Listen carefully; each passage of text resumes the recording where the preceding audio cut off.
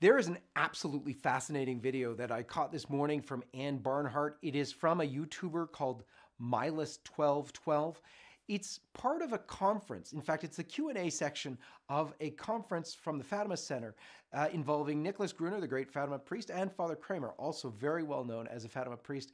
And it's a conference which reveals some incredible things. They're talking about Catholic prophecy, and they're saying, now get this, that Pope Benedict, who by the way is still alive, of course, Pope Benedict is the Pope in the Fatima secret who will be assassinated. Not only that, they're also talking about how the secret of the third secret, the part that's not yet revealed, will be revealed. Now get this, it will be revealed, but during the course of a great war where Russia's involved and is doing some major attack. And of course, they're making noises about World War III even at the time. It's 2012 back then, and it's totally fascinating now.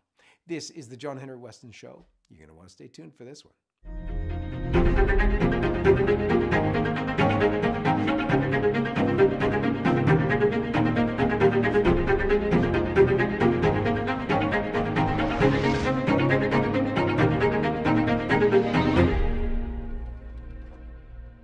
Let's begin as we always do with the sign of the cross.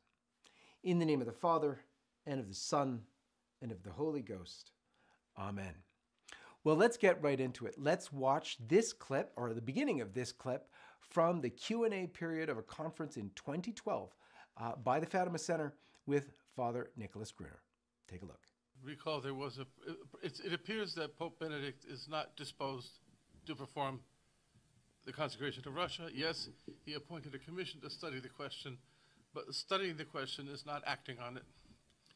And he's been Pope now for 7 years, and he hasn't acted.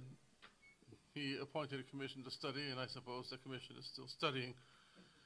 The prophecy was made by a man with a visible stigmata, Antonio Ruffini. You'll notice there that Father Kramer is talking about Antonio Ruffini, quite a famous stigmatist. That means someone who has received the wounds of Christ in his hands and in his feet. Now, this is actually not all that uncommon. Yes, it's only been had by some dozen people or so in the world ever, but nonetheless, it's been had, it's been documented. Padre Pio had this very thing, as did St. Francis. This is Antonio Ruffini, who was just a normal guy in Italy. He got his stigmata while on the Via Appia, a very famous road in Rome, and also actually Pius XII gave his blessing to having a chapel erected where Antonio Ruffini received the stigmata. So that's who we're talking about, a very famous stigmatist, someone who was actually known to be both very holy and a miracle worker. So that's who we're talking about, who makes this prophecy. Let's listen to what he had to say. I knew the stigmatist Ruffini personally for about 18 years. I did ask him on one occasion, point blank, is Pope John Paul II the Pope who's going to consecrate Russia? And he answered, no, it won't be Pope John Paul II. And it won't be the one after him.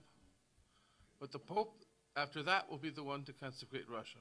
So there you heard the origin of that video we had before. If you recall at LifeSite, we had a video before where Father Gruner is telling this story, that there was a prophecy that Pope John Paul II won't be the one to do the consecration of Russia to the Immaculate Heart, that it won't even be his successor, who we know was Pope Benedict XVI. It will be his successor. And so that's why there was all sorts of people who thought, wow, we have a fulfillment of that in Pope Francis making the consecration. But listen now to what Father Kramer said next. And remember, this is 2012, long before now, but it seems quite prophetic. Take a look. Now, I have to put in also the warning here, because people oftentimes they study prophecy and they get a wrong understanding. They say, well, after this Pope dies, won't the next one be a bad one, an antipope? Well, the thing is, if he's an antipope, he's not the Pope.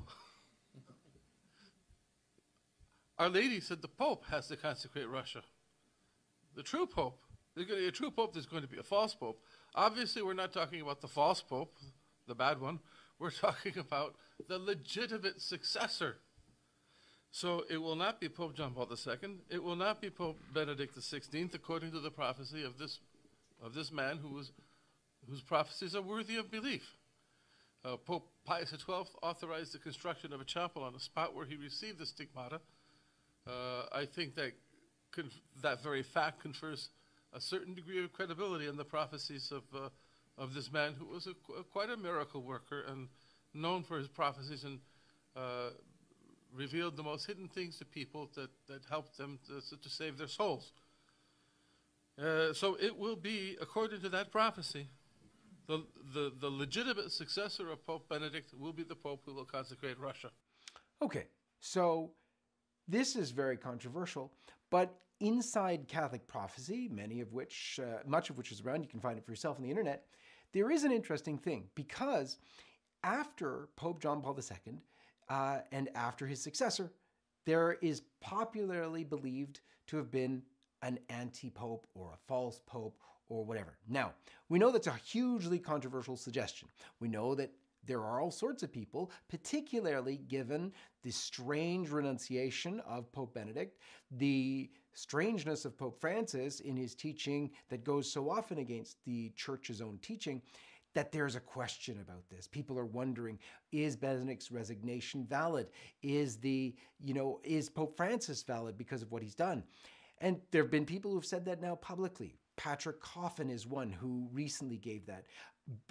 Archbishop Gracida, a former very pro-life, very good archbishop from Texas, also made that assertion.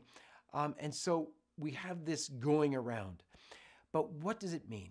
Well, we don't know exactly. But there was that theory in popular Catholic prophecy that you can go look up for yourself. But that's what Father Kramer suggests, that should there be a false pope or an anti-pope he won't be the one to make a valid consecration. It will be made by the legitimate pope. Whether that is Pope Francis, we think that he is the legitimate pope and did make the consecration, but we'll have to see how it plays out. Here is the rest of what's said. Check this out. Considering Pope Benedict's age and considering the prophecies that the Pope that precedes the one who will consecrate Russia may most likely not die of natural causes, it would appear that that time for the consecration of Russia is very, very near. And so that is still true. That time will be very, very near because the age of these men is very old indeed. I don't think many people thought that Pope Benedict would live as long as he's lived right now. And so if he's tied to the revelation of the third secret, the timelines that we're talking about are not very long at all. We may have already seen the consecration of Russia. We haven't seen the effect yet. As we know, some scholars believe there might be a purgation first and then that coming up. But let's see what Father Gruner has to say. And if Antonio Ruffini is correct, then Benedict XVI is the Pope of the assassination. Okay, so that's super interesting. So what he's talking about there is the Pope of the assassination. Now, if you read the Third Secret released in 2000, you will note in it that the Pope climbs a hill and is assassinated. The explanation at the time was, that was only John Paul II who was shot but miraculously survived. Well, actually, no, the vision's very clear that the Pope is shot and killed. No ifs, ands, or buts about it. Now, so Father Gruner and many Fatima experts truly believed that there would be a pope, a future pope, who would be assassinated. And according to Ruffini, that pope actually was supposed to be Benedict XVI. So if you read the vision, you know that he's talking about a pope who has to go up the hill, but he's stepping over the bodies of many dead people, of laity and clergy, etc. And as he goes up the hill, when he finally gets up the hill, he is shot by bullets and arrows, actually. And so are a bunch of other clergy and religious and laity who are there with him. So mass destruction, which we obviously haven't seen, but Ruffini thought, and Father Gruner believed, that pope in question who would do that would be Benedict XVI himself. Very interesting indeed, but let's hear what else he has to say. And I think that Frere Michel is most likely correct when he says that we will not have the consecration until we have the secret fully released. And his opinion, he told me that in 1985. he said, I can't prove it's my opinion, but he said that Our Lady was insulted by the Vatican's refusal to obey the command to release the secret in 1960, and God will not give us the grace of the consecration until reparation is made for that disobedience, and the only reparation that can be made that will make it up is the release of the secret. Okay, so that all by itself is huge. We know that the secret was supposed to be released in 1960. We know that it wasn't, and we know why. We heard that there would be great consternation and there would be great upheaval. And what did happen? Well, it wasn't released and wasn't released and wasn't released. Then all of a sudden in 2000, it was released. But when you read it, it's kind of lackluster. Nobody cared much about it. It was like, oh yeah, the Pope is seen and he goes up a hill and is shot by arrows, and okay, and that seems to be about it. And then they explain that that was JP2 and nobody has to worry about it. And everybody goes on and, you know, it didn't make a big splash. I'm sorry to say it didn't. Except that it's kind of obvious for people who are experts in Fatima that there is a part missing. Look, when you had the secrets, if you want to call them that, the very first thing was a vision of hell. The second secret, so-called, is an explanation of the first vision. The third secret, that was actually released, is another vision, but there's no second explanation for the second vision. And that's what one author called the fourth secret of Fatima that's still to be revealed. That was a Sochi book. Other authors, Chris Ferreira, who I've had on my program several times, also John Salza, they all believe that there is a certain part of the secret still not revealed. And here, Father Gruner has some incredible revelation about heaven being, and understandably so, upset that its direction, heaven's direction to reveal the secret in 1960 wasn't done. Everybody believes that because we know that it wasn't done. The popes themselves admit it wasn't done.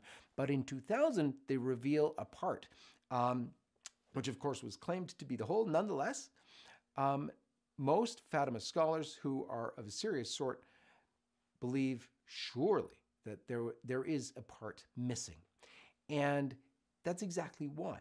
Well, you'll hear why. Listen to Father Gruner's really emotional expression as to why the third secret's not yet revealed. And I think that there's also a natural reason for that. The secret will be a cleansing of the church. It will stop the disaster of Vatican II in its tracks by the people widely knowing what the secret is. It'll also be a call to repentance. As Malachi Martin said, having read the secret, and he announced on public radio a year before he died, he said, when the secret is released, the churches will be full, people will be on their knees, and there'll be long lines of confession. So I think that cleansing will be... They will be pounding their breasts and begging God for mercy. The secret is about the Pope and the bishops and the hierarchy. It's also about every member of the faithful as well. And it is sensational, it is extraordinary, and it will be quite a shock to a lot of people. But it's not the reason for not releasing it. It's salutary. It will affect the salvation of many souls, just releasing the secret alone. And it will lead to the consecration after that. Isn't that amazing? Father Gruner, who I know a lot of people had problems with him, but at heart he was a really holy man, a holy priest, a holy man of God, who was totally given to, yes, this work of exposing the secret, but for him, the joy, the secret of the secret, the blessing of the secret will be the return to faith. Heaven promised that this is what we'd see with the secret, that many would come. The lineups for confession would be full. And it's when Father relates that he gets emotional, because this means so much to him.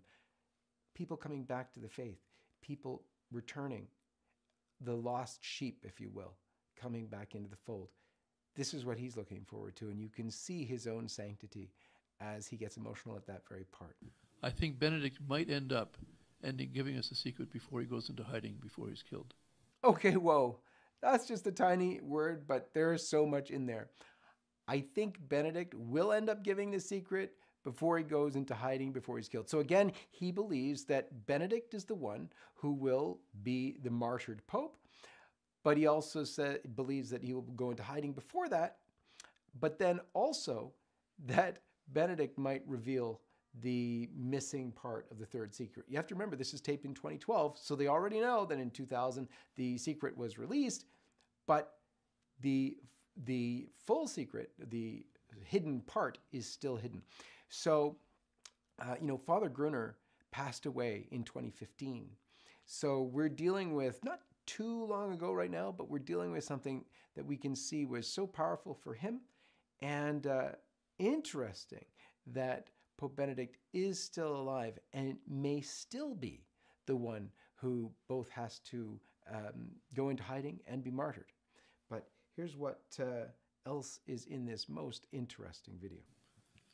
There is some foundation for that, Father. In fact, my source in Fatima, someone you also know, who was very much in contact with the Carmelite sisters. This was in May of 1991. I was told that Sister Lucy had received the message from Our Lady that the secret will be revealed during the course of a major war. We know from prophecy that when some major catastrophic event will strike Iran, that the Third World War is very near. Okay, so there's the part that Father Kramer reveals that I told you about in my intro, that the third secret would be revealed when during a great war, especially after a certain catastrophic event in Iran. It looks like we're headed exactly there with what's going on right now between Russia and Ukraine, and that looks to be expanding. We've already seen that Russia and the US are both not ruling out the use of nuclear weapons as a first strike, which is absolutely huge. And we've seen the deputy mayor of Moscow talking about doing this same sort of cleansing that they're doing in Ukraine, in Poland, and elsewhere in Europe. Things are heating up. And in the Sister Lucy's revelation she received from Our Lady was that in the course of a major war, the third secret will be revealed. And if the reason that the Pope John Paul II gave for not releasing the secret in Germany in 1980, 6 months before he was shot, was because he didn't want the Russians to make certain moves. Apparently the secret talks about some military moves of the Russians, but then that excuse will be completely gone when they actually make those moves, and that's why it would seem that it all ties together, that Russia invades Western Europe, the Pope releases the secret, goes into hiding, gets killed, you have then disaster for 2.5 years or whatever, you have a new Pope elected who then consecrates Russia. So there, in that little tiny summary of everything that's been said so far, the Pope will go into hiding, the Pope will eventually be killed, and then, hear what he says, there'll be 2.5 years of disaster, and then the Pope will consecrate Russia. A fascinating timeline. Who knows what is up and what's down? There's so much confusion in the world and in the church today, but this video, this sort of prophecy that you can watch for yourself from a conference in 2012 was so fascinating. I thought it was good to bring to your attention. Thank you for joining us on the John Henry Weston Show, and may God bless you.